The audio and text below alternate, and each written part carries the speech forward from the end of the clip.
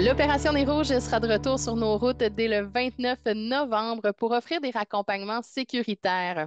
Ils entament leur 41e campagne dès maintenant avec plusieurs nouveautés. J'ai le plaisir de discuter avec Madame Julie Martineau, qui est coordonnatrice de l'Opération Nez Rouges de Québec.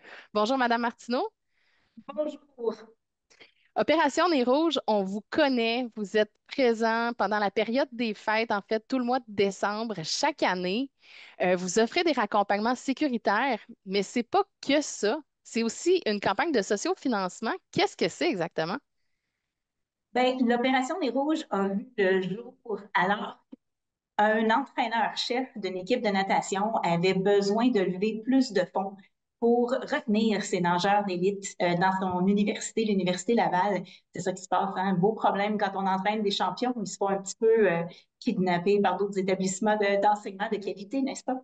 Mais Monsieur de Coninck, parce que c'était bien lui, Monsieur Jean-Marie de Coninck, il était vraiment déterminé à garder ses meilleurs éléments, ses meilleurs étudiants athlètes à Québec, à l'Université Laval, dans son équipe de natation. Et là, il se grattait beaucoup la tête. Et il y avait parallèlement à ça une préoccupation très réelle au niveau des statistiques quand même assez affolantes au début des années 80 sur le nombre de personnes qui passez-moi l'expression, s'il vous plaît, cartaient la gueule sur les routes à cause de la conduite en état d'ébriété, particulièrement dans le temps des fêtes. Alors, il y a eu l'idée tout à fait géniale et originale et innovante de faire collisionner ces deux préoccupations-là en offrant aux fêtards la possibilité de retourner chez eux dans leur véhicule et les gens, s'épargnant une deuxième course de taxi pour aller chercher le véhicule le lendemain, ben à ce moment-là, faisaient un don à l'équipe qui était venue les ramener finalement du party jusque chez eux. Et c'est comme ça que la première année, quand ça a été mis là, sur pied, complètement là, tout croche sur le coin d'une table, et ma foi, on a réussi quand même à faire essaimer ça. La radio populaire ici à Québec est rentrée, est tombée, a repris ça et a décidé là, de donner un coup de pouce pour mousser l'aventure. Et c'est comme ça qu'on s'est retrouvé avec la première opération Les Rouges. Pensant que c'était fini, eh bien non, voilà, on en est à une 41e campagne. Et à chaque organisation fait la même chose, c'est-à-dire lève des fonds en utilisant une campagne de sécurité routière dans sa communauté. Ben, c'est ça, 41e campagne, c'est pas rien, là. C'est quand même très bon. Ça veut dire que ça fonctionne et que c'est de plus en plus connu. Pour offrir des raccompagnements, ça prend des conducteurs, donc des bénévoles. Qui peut être bénévole? Qui peut s'offrir et le faire? En fait, bien sûr, étant donné que on demande aux gens de s'occuper de personnes potentiellement vulnérables, bien entendu, on fait toujours une vérification des antécédents judiciaires. Donc, est-ce que c'est pour tout le monde? Pas nécessairement. Donc, on s'entend qu'il y a, une certaine filtration de nos bénévoles que l'on fait. Si vous êtes en mesure de conduire, là, c'est certain qu'on va vous demander si c'est possible pour vous de conduire les voitures des clients. Et là, ça peut être intéressant comme expérience parce qu'on essaye toutes sortes de véhicules dans une soirée. C'est vraiment le fun. Petit point en passant très important parce qu'on se fait beaucoup poser la question. Ce n'est pas nécessaire de savoir conduire manuel pour être conducteur à l'opération Nez Rouge. Si vous ne savez pas conduire manuel, on n'ira pas vous donner des raccompagnements qui vont demander d'un client qui a une voiture manuelle. On ne fera pas ça. Donc, on va tout simplement vous envoyer à des voitures qui se conduisent automatiques. Donc, pas de problème là-dessus. Mais voilà, ça nous prend des gens donc aussi qui sont en mesure d'utiliser leur véhicule pour déplacer l'équipe. Et ça nous prend aussi des gens que ça leur va d'utiliser un téléphone cellulaire pour communiquer avec la centrale. Ça, c'est le partenaire de l'équipe. Cette personne-là est en charge des communications entre l'équipe, la centrale et le client une fois qu'ils ont reçu la répartition, l'assignation d'un client. J'imagine qu'il y a d'autres avantages que d'essayer des nouvelles voitures aussi quand on est bénévole. Ah, tout à fait. Plus le fait que j'oubliais une classe très importante de nos bénévoles, c'est-à-dire les gens qui soutiennent à l'intérieur de la centrale les Mhm. équipes qui vont sur la route. Donc, on a des gens qui s'occupent de compléter les inscriptions sur place, c'est-à-dire vérifier les documents d'identification, ceux qui s'occupent de donner le petit cours de bénévole 101 à nos bénévoles, qui est obligatoire à chaque année, une fois par année. Juste une fois, vous arrivez la première fois, on vous donne votre petit cours, tout va bien. Ceux qui enregistrent les équipes, c'est-à-dire vous avez formé votre trio ou si vous avez un quatuor, ben beau, là, on va enregistrer votre quatuor. ou encore les gens qui, justement, répartissent et assignent les clients et les gens qui répondent au téléphone. Donc, ça nous prend aussi des bénévoles là, de ce côté-là. Euh, C'était à quoi votre question déjà? Ben, en fait, c'était savoir quels sont les avantages à être bénévole. Est-ce qu'il y a un concours, mettons, parmi tous les bénévoles pour gagner des prix? Qu'est-ce qu'on Oui, offre? ben, effectivement, on fait de notre mieux, bien sûr, pour gâter nos bénévoles, parce que veut pas, sans nos bénévoles, il n'y aurait pas d'opération des bouches.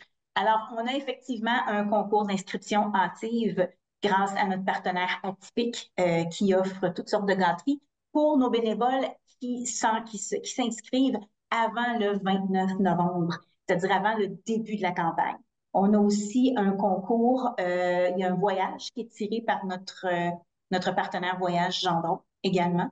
Bien entendu, si vous venez en centrale à Québec, on a des collations, on a du café, McDonald's qui est aussi un gros partenaire, qui vont vous réchauffer là, pendant que vous êtes sur la route, apporter vos bouteilles d'eau. Il y a quand même plein de fontaines. Notre centrale cette année est au PEPS, donc il n'y a pas de problème. Il y a plein de fontaines. Vous pouvez remplir vos bouteilles d'eau, remplir aussi vos thermos de café, parce qu'on a plein de copes de café là, McDonald's.